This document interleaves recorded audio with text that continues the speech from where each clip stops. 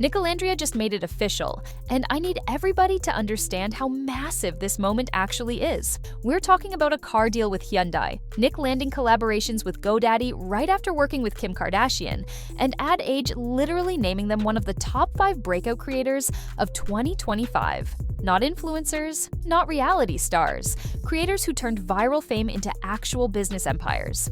And honestly, after all the debates about who's really winning post-Villa, this recognition just put the conversation to bed. So let's get into exactly how they pulled this off and why these particular deals matter so much more than people realize. Ad Age doesn't just throw around titles like Breakout Creator of the Year for anyone. This is the publication that tracks the advertising industry, the people who actually know which influencers are making real money and which ones are just getting free products. And their article about NicOlandria was pretty direct about something a lot of people have been saying quietly. They called Kordell and Serena and the rest of the Love Island Season 6 cast, but then they said NicOlandria were the clear winners in the battle for post-Villa cultural relevance. Not just popularity, cultural relevance. That's a completely different measurement. It means they're not just getting views, they're actually influencing how people think about relationships, careers, and what success after reality TV actually looks like.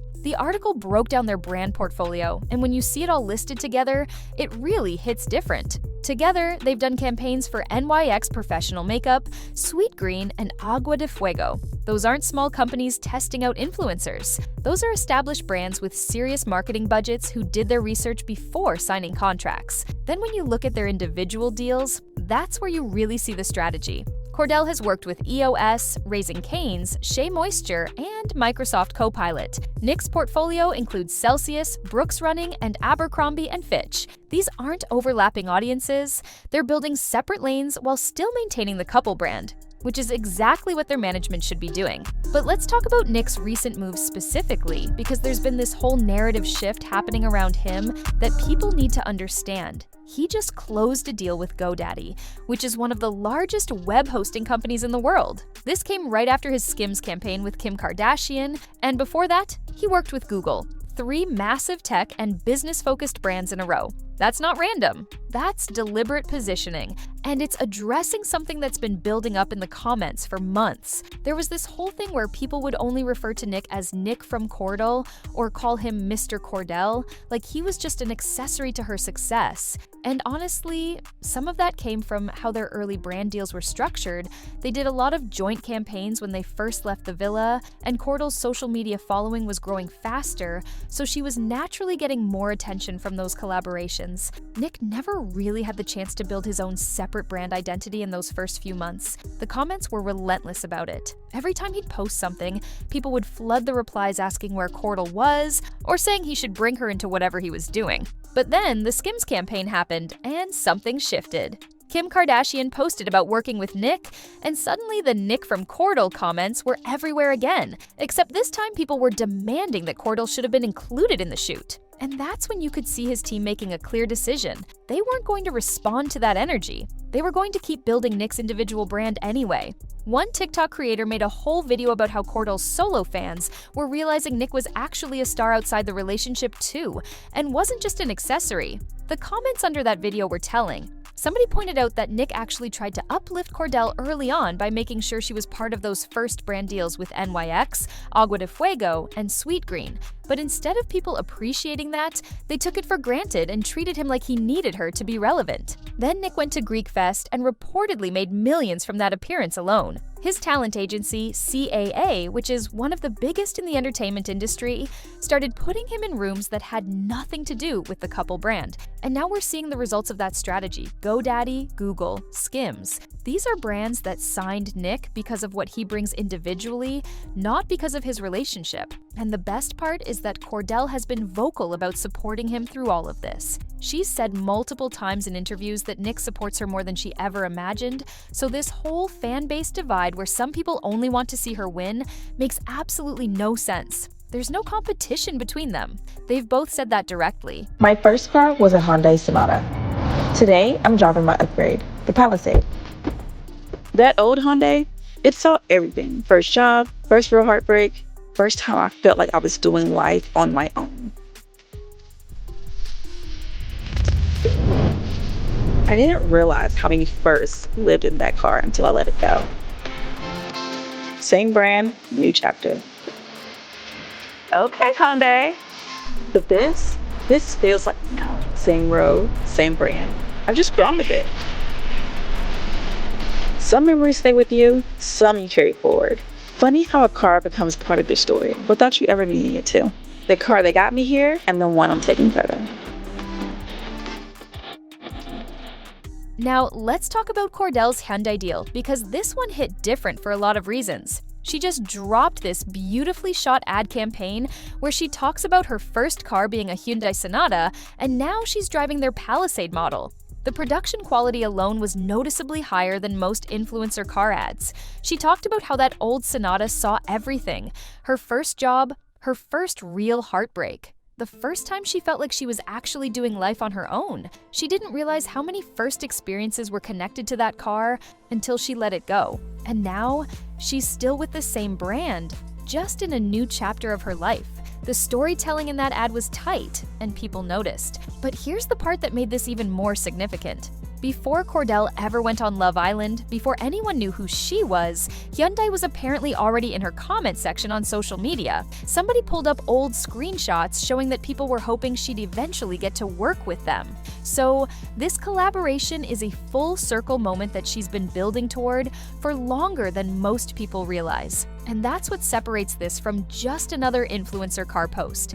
This isn't a random brand that slid into her DMs after she got famous. This is a company that she already had a connection with, and now she's successful enough that they're actually paying her to represent them nationally. People are going absolutely crazy over this deal specifically because it represents a different tier of success. Kordell has done cosmetics deals and beverage campaigns, which are standard for influencers at her level. But a car company? That's a massive upgrade in terms of budget, campaign length, and brand trust. Car companies don't mess around with influencer partnerships unless they're absolutely certain that person's image aligns with their values and that their audience actually has purchasing power.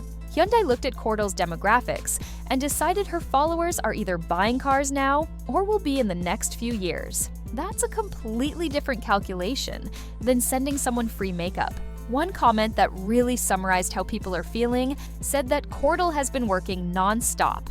Brand after brand, red carpet after red carpet, ad after ad, fashion show after fashion show. And she's been doing it while staying out of drama and minding her own business, which makes her an elite client for management companies. She's not getting into Twitter feuds or posting messy stories about other islanders. She's just working. And that consistency is exactly what big brands want to see before they write checks with this many zeros. But it's not just about the car deal. The Met Gala conversation is getting louder, and recent announcements are making people even more convinced it could actually happen. Beyoncé was just confirmed as one of the co-chairs for the Met Gala in 2026, and Kordell's fans immediately started tagging Beyoncé, asking her to invite Kordell because she'd fit the event so well. Now, I did a whole video a while back breaking down how Met Gala invitations actually work. It's not just about being famous or having followers, it's about being connected to the fashion industry through partnerships, editorial features, and designer relationships.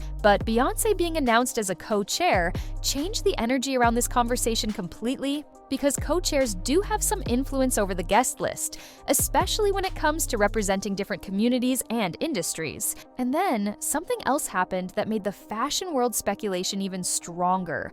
A major fashion publication page followed Kordell on Instagram recently. I'm not going to say which one because these things are always shifting, but people noticed. And in the fashion industry, which accounts these publications choose to follow actually matters. It signals who they're paying attention to and who might be featured in upcoming editorials or campaigns. That kind of recognition is exactly what helps someone get on the Met Gala radar in the first place. You have to be visible to the people who make those decisions. What's wild is that NicOlandria are proving something that a lot of people doubted was possible. They're both winning individually while still maintaining the relationship brand that got them famous in the first place. That's incredibly difficult to pull off. Usually what happens with reality TV couples is that one person's career takes off and the other one fades into the background, or they break up because the pressure of building separate brands while staying together becomes too much. But they're managing to do both. Nick is booking major tech and lifestyle campaigns as an individual.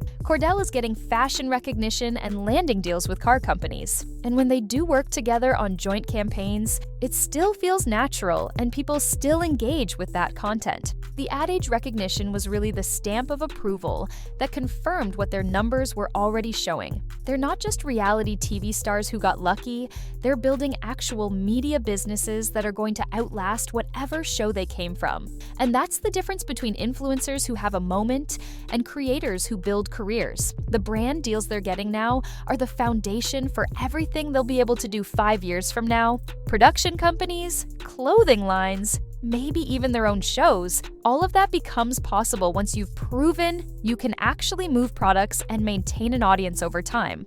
So where do you think they're headed next? Do you see Kordell actually making it to the Met Gala, or is that still too big of a jump? And what kind of brand deals do you think Nick should be going after now that he's established himself outside of the couple content? Drop your thoughts in the comments, and if you want to keep up with how NicOlandria's careers are developing, make sure you're subscribed because I'll be covering every major move they make. I'll catch you in the next one.